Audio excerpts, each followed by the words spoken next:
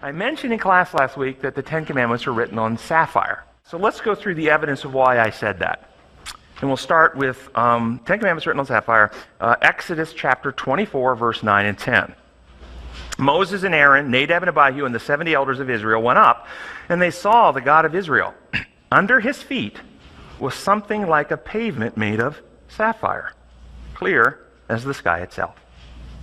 2 verses later, the Lord said to Moses, "Come up to me on the mountain and stay here, and I will give you the tablets of the stone with the law and commands that I've written in their instruction." What stone? If you contextually look, the only stone mentioned in the context, in the setting, was the stone of sapphire. Well, let's see if we can't tighten that up. Numbers chapter 15, 37 through 39. Again, the Lord spoke to Moses. "Speak to the children of Israel. Tell them to make tassels on the corner of their garments throughout their generations, and to put blue thread in the tassels of the corner. And you shall have the tassels with the blue thread, that you may look upon and remember all the commandments of the Lord." Well, why was the thread of blue to remind them of the commandments? Sapphire. Because the commandments are blue. Because the commandments are written on blue stone, the sapphire. Let's go maybe tighten it up a little more. Revelation 17, 1 through 5. Then one of the 7 angels who had the 7 bowls came and talked to me, saying, "Come, I will show you the judgment of the great harlot, who sits on many waters, with whom the kings of the earth committed fornication, and the inhabitants of the earth were made drunk with the wine of her fornication." So he carried me away in the spirit into the wilderness, and I saw a woman sitting on a scarlet beast, which was full of names of blasphemy, having 7 heads and 10 horns. Now notice this. The woman was arrayed in purple and scarlet and adorned with gold, and precious stones and pearls on her head, and mystery of Babylon the Great, the mother of harlots, the abomination of the earth. Now, I just wanted you to notice the colors of the woman, the harlot. And the colors were scarlet, purple, and gold. Now we're going to look at the high priest. Here's the high priest. This is Exodus 28, 5 and 6. "They shall take the gold, blue, purple, and scarlet thread and fine linen, and shall make an ephod of gold, blue, purple, and scarlet thread, and fine woven linen artistically." So what color does the harlot not have that the high priest does have? Blue. Blue. Which means the false church rejects the law of God, which is the law of love, which is the design protocols. The high priest now wore a breastplate with 12 stones on it. Symbolically, what did the breastplate with 12 stones represent? The 12 stones represented 12. the 12 tribes, and symbolically the 12 tribes represented the peoples of the earth. And where did the breastplate get worn? On the breast or the chest. So it symbolically says, the peoples of the earth are tied to my heart. That's what it said. Now, what do you think the breastplate was tied to the high priest's garments with? Well, I'll read it to you. Exodus 28, 28. "They shall bind the breastplate by means of its ring to the rings of the ephod using a blue cord, so that it is above the intricately woven band." What does the blue cord represent? The law of God, or the law of love, his designs for life. And so I read this out of the book called Desire of Ages, page 329. "The yoke that binds to service is the law of God, the great law of love revealed in Eden, proclaimed upon Sinai, and in the new covenant written on the heart, is that which binds the human worker to the will of God." So, false religions of the world, including false Christianity, deny God's design law of love. They don't deny the 10 Commandments as a system of rules functioning like human law, but they deny the design elements or aspects of it. Thus, they teach religious obligations, ceremonies, rituals at the expense of loving people. Thus, they're represented by the harlot without the blue thread. So how this might look?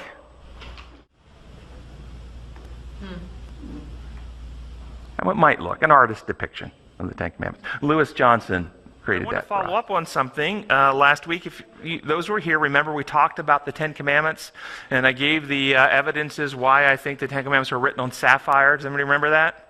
Okay, so I won't recap all that evidence this week. It's in the notes again this week for those who want to see that. But I think we made a compelling case that it was that the set written by God, given to Moses, was written on sapphire. After the class, a couple new points came up that I wanted to follow up and share with you. First, Karen Covey came up and told me that she'd been in a conversation with somebody who told her that, you remember the woman who had the issue of blood and touched the hem of Christ's garment and was healed? That what she actually touched was the tassel that has the blue thread that represents the law of God. And so I went back and I checked the Greek New Testament, and sure enough, the word in the Greek New Testament that is translated there as the hem of his garment is the word for the fringe and or tassel, same word for the tassel. So it is likely that she touched the tassel, representing the law of love, which is the law of life, and symbolically that would be very consistent with the healing that went through there.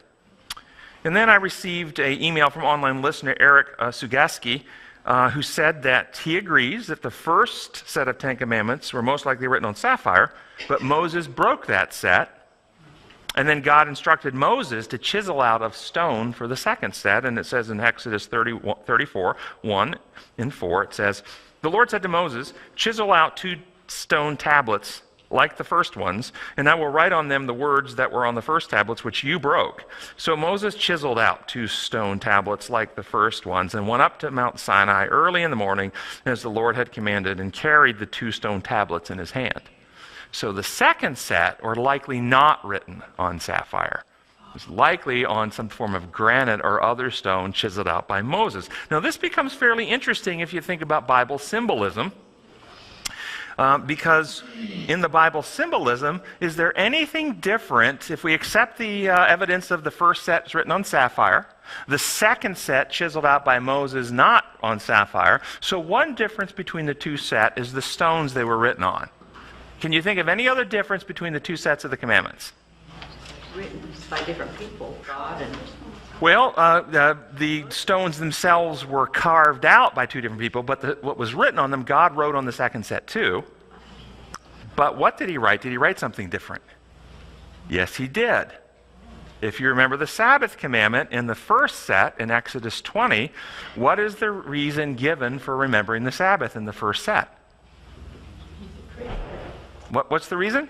He's the Lord who made the heavens, the earth, the sea, and all. In other words, design law is the reason for the Sabbath in the first set. And they're written on the sapphire. But they broke that set. Second set now written on granite. What's the reason for the Sabbath in the second set? Deuteronomy. I'm the Lord who brought you out of slavery in Egypt. I'm powerful. Do you understand the difference? First set, God is trying to teach them the reason to worship me and my law is because I'm the creator and I build reality, and this is how my law, they couldn't comprehend, they couldn't handle their worship. That set's broken. So he meets them where they are and said, okay, worship me because I'm powerful. And what did they say? What was their response? All the Lord said, we will do. And so the set written on stone, carved out by a man, not carved out by God, was viewed as a system of rules that we have to comply and behave. Imperial law, right there, from the very beginning. Symbolically represented in the 2 sets of stone. I find it very interesting. And today God is, of course, waiting for a people to come back to present his true character, his true law, and call people back to worship him who made the heavens, the earth, the sea, and all that in them is, as it says in Revelation 14.